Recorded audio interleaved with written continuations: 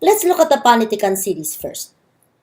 So what was it? So it was a consortium between three university presses. These were the University of the Philippines, Ateneo de Manila University Press, and De La Salle University Press. What was the goal? Their goal was to publish or reprint important literary works that must be read by students of literature. And so they followed the systematic process.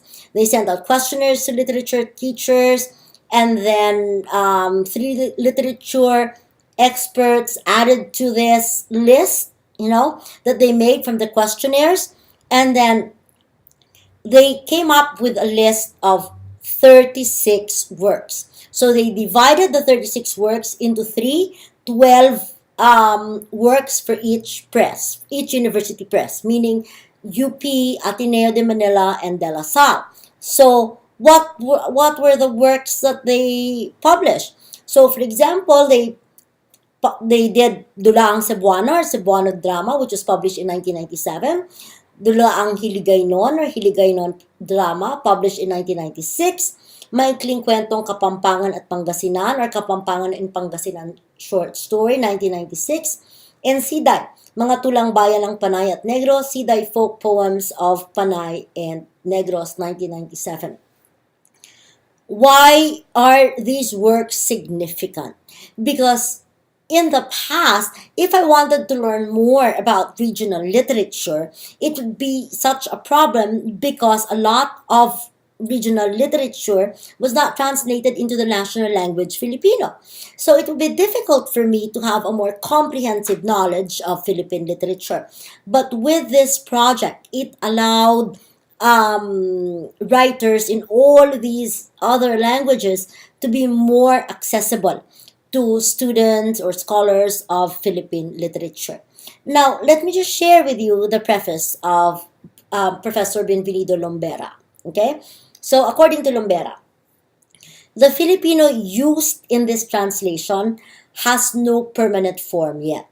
Now that the national language has been, so to speak, opened up to all our country's languages, one can expect it to undergo a further period of change in form and process of nationalization.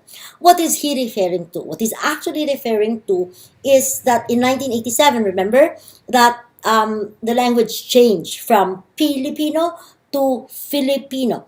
Why? And people think that the inclusion of letters such as J or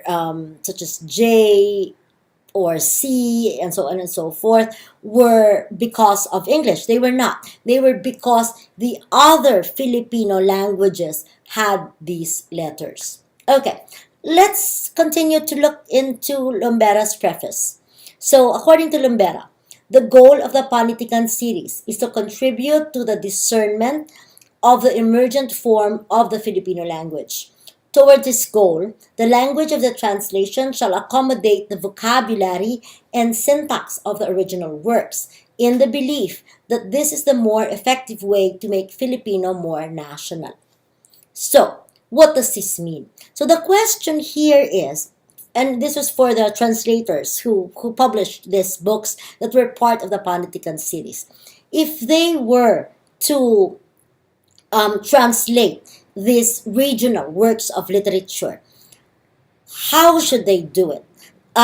Should they have a more faithful translation? Should they use words from that language? Should they use only Filipino and not include words from that language? So these are questions that these translators face, right?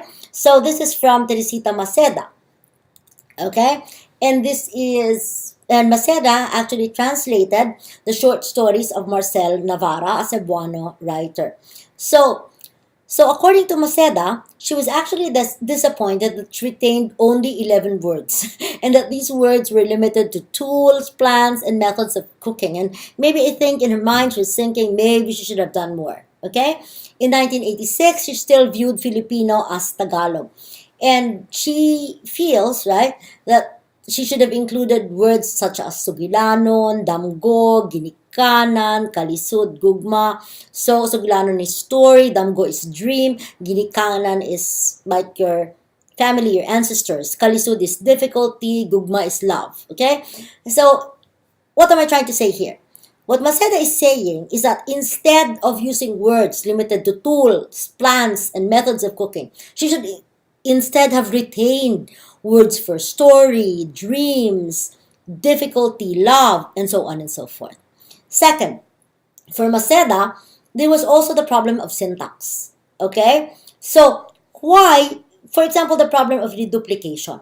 So, for her, when you say for the development of, right? So, she would use pagpaunlad instead of pagpapaunlad. And she felt a bit disappointed that her grammar as a translator, because she's native Cebuano, right, would always be in question. But for her, it should just be pagpaunlad instead of pagpapaunlad, because that's how she feels that Cebuanos should be or would speak Filipino.